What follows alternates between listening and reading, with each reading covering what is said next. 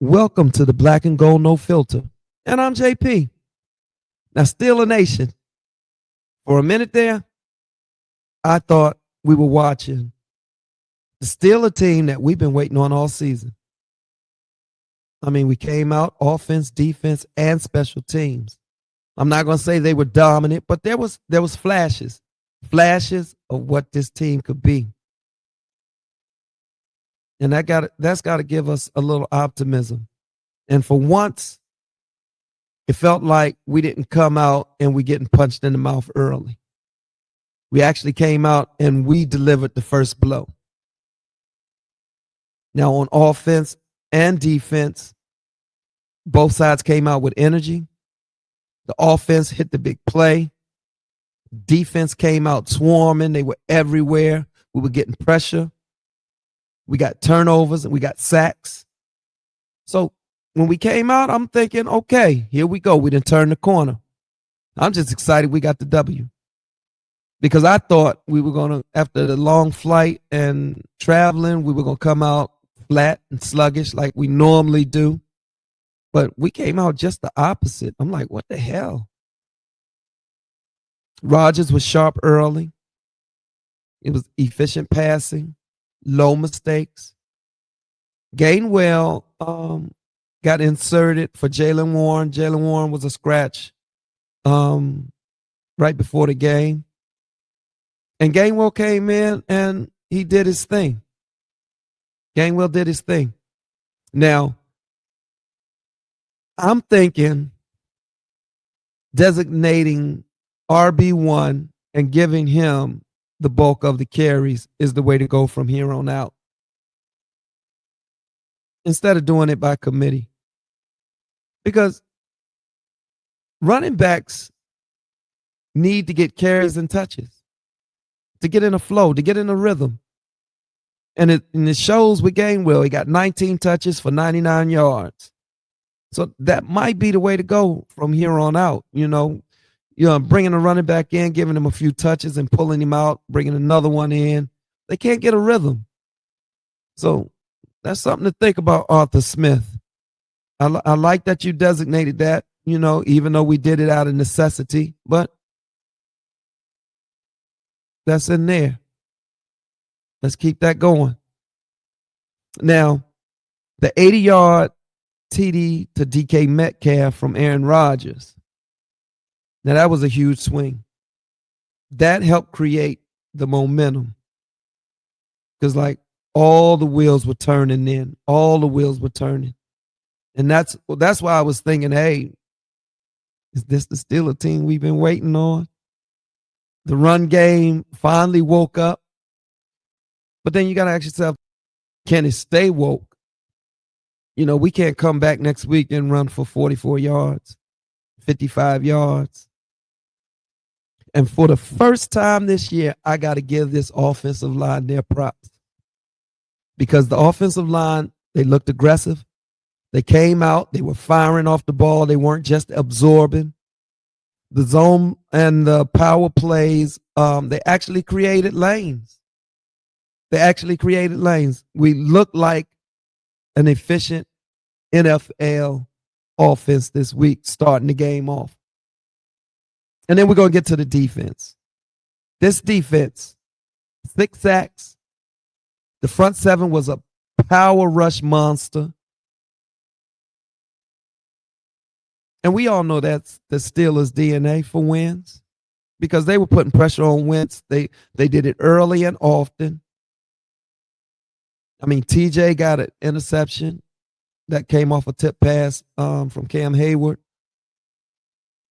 Deshaun Elliott got an interception. And we got to give it up to Mr. Peyton Wilson. Oh, my God. Peyton Wilson hawked down Jordan Addison. And that was a thing of beauty, because Wilson got some wheels, y'all. Wilson really got wheels. And it stopped a quick Minnesota score, and it made them eat up clock at the end of the game. That was big. So hats go off to Peyton. Never give up on a play. And I got to say about this defense, We were in bend but don't break mode, and they did. They pulled this game out for us. They really did. But just like the first three games, it was a tale of two halves. We ended this game in freaking survival mode. I don't get it. We ended this game. I'm gonna repeat it. We ended this game in freaking survival mode. And credit to Minnesota. They showed some heart. They got two late scores and a 2-point conversion. And the score was then 24-21. But hats off to this defense.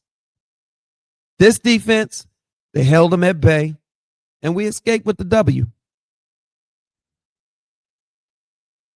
In the second half, we played not to lose football instead of keeping our foot on their throats and closing this game out.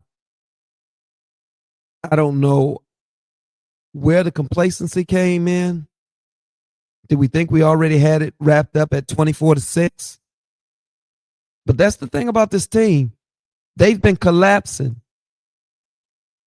Every game we thought we had it in hand, and at the end, it's a nail biter.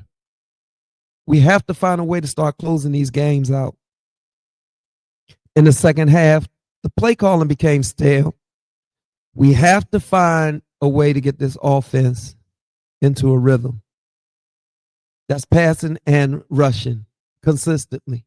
Now, this week, we found it in the running game. We found some consistency and some rhythm in the running game. But we got to find it we got to get Aaron Rodgers in a rhythm. We have to. We're relying too much on splash plays. We have to start possessing the ball longer.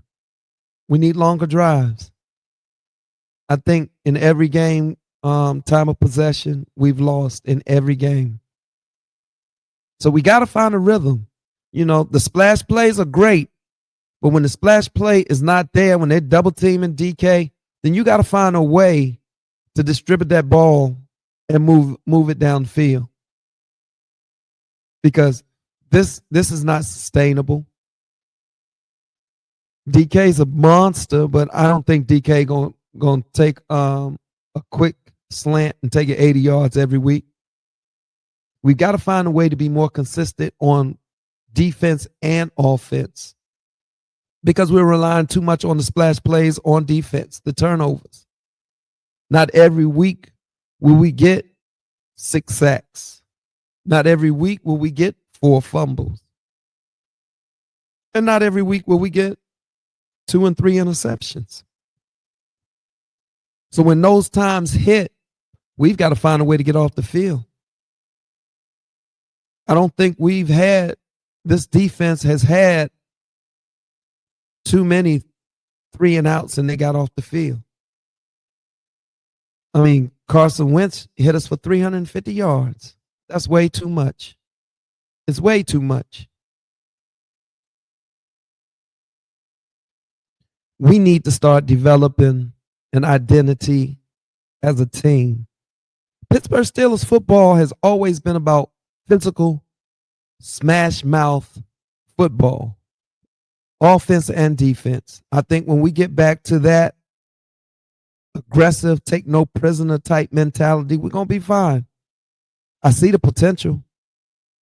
But if it will ever develop fully, that's the question. I think this coaching staff needs to get more aggressive in play calling, scheming, and even with time management. Because I see the potential. The potential is there. We have the talent. I think in the second half of these games when we get a slight lead and then we want to play not to lose football and then we're scrambling at the end, we got to figure a way to change that mentality. We do. I know Tomlin likes to squeeze the air out of the ball, but we've got to change that mentality. We do. We really do. Because, like I said, we have the talent. And I think we're winning in spite of. And just like this game, we're winning in spite of coaching. The guys, they stepped up and they wanted it more. But I think the coaching has to get better.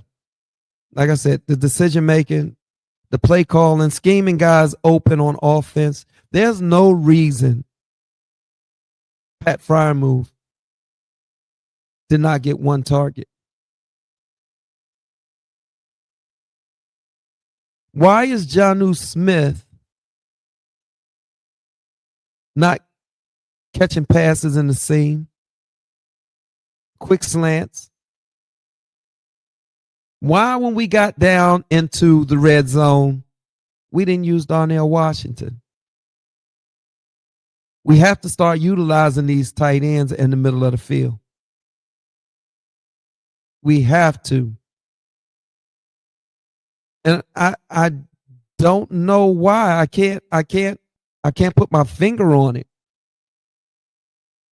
Because isn't that what the coach's job is, to scheme these guys open? You don't always have to rely on talent. Sometimes you can scheme these guys open. The 80-yard touchdown that DK took to the house, that was a scheme. Calvin Austin came across and cleared out the way, and DK Metcalf took it to the house. It was a scheme. I give Arthur Smith that. It was a scheme. But there's no reason we have so many tight ends with different skill sets, and we're not using them. And maybe after the break, if Calvin Austin isn't back, then they'll be forced to utilize that. But it just blows my mind that Pat Fryermuth did not get one target in this game.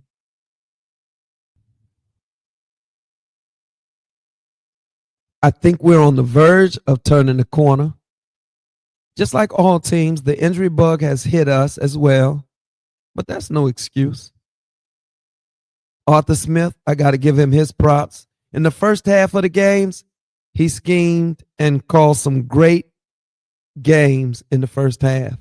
And for some reason, the second half has become vanilla and predictable. The defense is still giving up too many yards to opposing quarterbacks. Like I said, Carson Wentz went for 350 yards. We have to find a way to start closing these games out. We have to, and stop collapsing. We've collapsed in almost every game. We've got to find a way to stop doing that.